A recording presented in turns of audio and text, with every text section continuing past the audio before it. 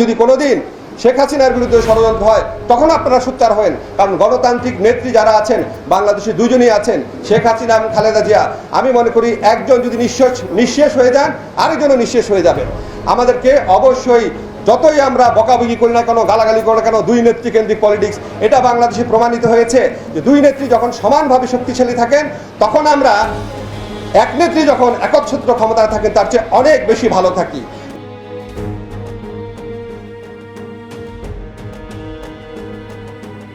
একটা মাল রে ভাই, আপনার একটা জিনিস মানে কি পদ্ধতি, মানে আপনার মানে বুঝি না আসলে। হ্যাঁ, আপনাকে আল্লাহ বানাইছে ভাই বিশেষ ভাবে, সত্যি কথা। মানে আমি যদি ভাই ক্ষমতা পেতাম, মানুষের কাছ থেকে শুধু দোয়া আর দোয়া নিতাম।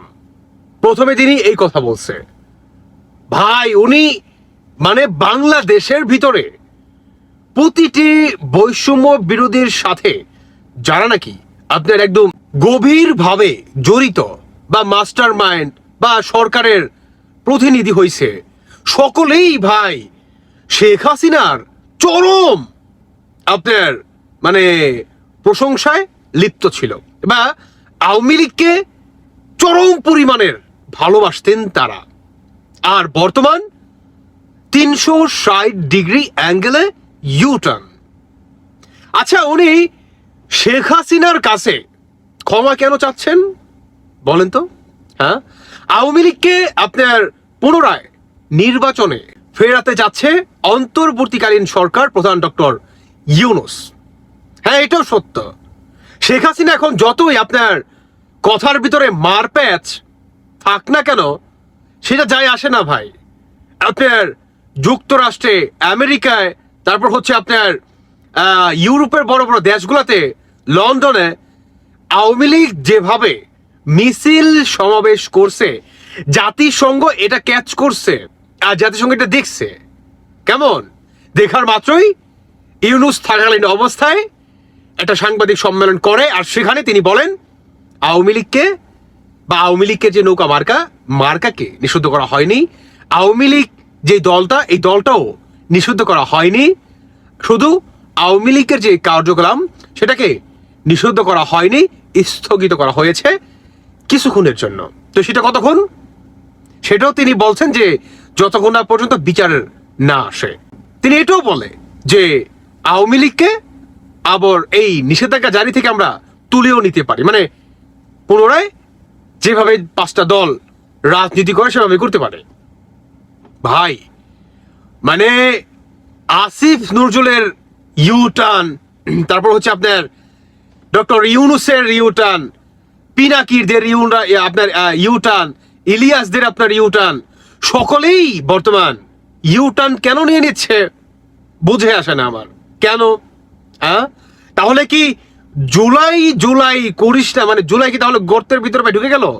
হ্যাঁ, মানে আসিফ নজরুল, আমি বলতে চাচ্ছি যে আপনি কি ভালো হবেন না? হ্যাঁ, আপনি কি ভালো হবেন না? আপনি আইন করে নিষিদ্ধ করে দিয়েছেন আসিফ নজরুল 5ই আগস্টের পরে, যে আপনাদের এগেনস্টে কেউ কোনো কথা বলতে পারবে না। আপনি সেটা লিখিতভাবে নিষিদ্ধ করছেন আইন করে, যেটা নাকি বাংলাদেশ সংবিধানে ভায়োলেন্স করছেন আপনি। হ্যাঁ, একদম ডিরেক্ট ঢুকে গেছেন আপনি। কেন?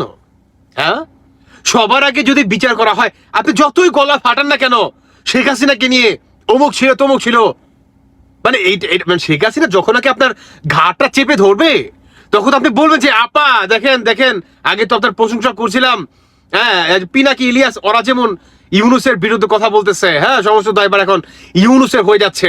হ্যাঁ ঠিক, আর তখন আপনিও এই মুরব্বী মানুষটার ঘাড়ের উপরে সমস্ত দায়ভার চাপিয়ে আপনিও বলবেন যে সমস্ত কিছু ইউনূস আমাকে দিয়ে করেছে, আপা দেখেন এই হচ্ছে আগের ভিডিও, আমি আপনাকে কত ভালোবাসতাম, আগেরা বাগেরা, তাই না আসিফ নজরুল? তবে আমরা বলতে চাই যে আপনি তো নিষিদ্ধ করছেন যে আওয়ামী লীগ, পুলিশ লীগ বা পুলিশ বাহিনী কেউ কোনো থানায় মামলা দায়ের করতে পারবে না, মানে তাদের এগেনস্টে কোনো আইনত স্টেপ নেওয়া যাবে না, সে যেই হোক না কেন। আর আপনারা কি করছেন? বাংলাদেশে আওয়ামী লীগের সাধারণ জনগণের উপরে, পুলিশ বাহিনীর উপরে আপনারা মব চালাইছেন, বর্বরতা চরম জঘন্য লেভেলের কি আপনারা চাইছেন, এটা তো আমরা ভুলে যাইনি। কারণ নিষিদ্ধ করছে কে? আইন মন্ত্রীকে, গাইবি আইনমন্ত্রী আপনি, আসিফ নজরুল আপনি করেছেন, তাই না? তাই বিচারটা হলে তো আপনারই হবে। হ্যাঁ, আপনারই হবে, আপনারই হবে। আপনি যতই শেখ হাসিনার কাছে ক্ষমা চান না কেন, শেখ হাসিনার কাছে আপনি যতই মাথা নত করেন না কেন, আমার মনে হয় 5ই আগস্টের পরে যে সমস্ত মানে কি বলবো ভাই, নেতা কর্মীদের, আওয়ামী লীগের মানে ছাত্রলীগের অমুক নেতাকে না পেয়ে তার মা ঘরে নামাজ পড়তেছিল, তাকেও জবাই করে চলে আসে। আর এটা যখন নাকি মামলা করতে যায় আসিফ নজরুল, আপনার সেই আইনের কারণে পুলিশ তাদেরকে থানা থেকে ঘাড় ধরে বের করে দেয়। এবার বুঝেন আপনি কত বড় একজন টেররিস্ট বাংলাদেশে আইন করে তাও আবার প্রতিষ্ঠিত করছেন। হ্যাঁ বলেন তো, আপনার কি ক্ষমা হবে? শেখ হাসিনার পা আপনি যতই ধরেন না কেন, আপনি কি ক্ষমা পাবেন? আপনাদের জুলাই যোদ্ধারা বা মাস্টার মাইন্ড যে যারা ছিল, তারা সকলেই বর্তমান ইউনুসের এগেনস্টে গিয়ে কথা বলতেছে, ইউনুস শোধ করে, এটা কর সেটা কর। ইউনুসের কারণে নাকি তাদের জুলাই চুরি হয়ে গেছে, চিন্তা হয়ে গেছে, ডাকাতি হয়ে গেছে, আগেরা বাগেরা। এগুলা সমস্ত দায়ভার ইউনুসের উপরে চাপিয়ে দিও কি আপনারা পার পেয়ে যাবেন? পার পেয়ে যাবেন আপনারা? এখন আপনারা সকলেই শেখ হাসিনার কাছে ক্ষমা চাচ্ছেন, কেননা শেখ হাসিনা বা Awami League he is the one party যে নাকি রিভেঞ্জ খুব ভালো নিতে পারে, তাই না?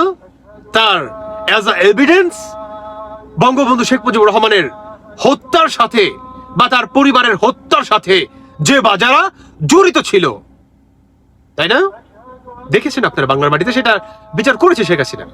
আর এটাকে কেন্দ্র করেই বর্তমান আপনাদের ভিতরে কাঁপন ধরে গিয়েছে। এত দ্রুত আপনারা হার মেনে যাচ্ছেন, এত দ্রুত আসিফ নজরুল, এত দ্রুত যে নাকি আপনি সমস্ত খুনের মাস্টার মাইন্ড হচ্ছেন আপনি 5ই আগস্টের পর। কারণ আপনি যদি সেই আইনটা না করতেন তাহলে এত বর্বরতা, মব জাস্টিস বাংলার মাটিতে হতো না। দ্যাট মিন্স আপনি লাইসেন্স করে দিয়েছেন। আপনি, হ্যাঁ আপনি আসিফ নজরুল, আপনি লাইসেন্স করে দিয়েছেন হত্যা করার জন্য। এগুলার দায়ভার ইউনুস তো নিতে পারে না, কারণ ইউনুস হচ্ছে প্রধান উপদেষ্টা, তার সহকারী কারা? আপনারা, তাই না? ইউনুসের যতটা চাপ না আসবে তার উপরে, তার থেকে 1000 গুণ চাপ আসবে আসিফ নজরুল আপনার উপরে। এটা মিলায় রাখেন, কারণ আপনি খুনের লাইসেন্স করে দিয়েছেন। এটার ক্ষমা কখনোই হবে না। আপনি এখন যতই শেখ হাসিনার প্রশংসায় ঘা বাসান না কেন, মুখে ফেনা তুলে ফেলেন না কেন, কাজ হবে না আসিফ নজরুল, কাজ হবে না।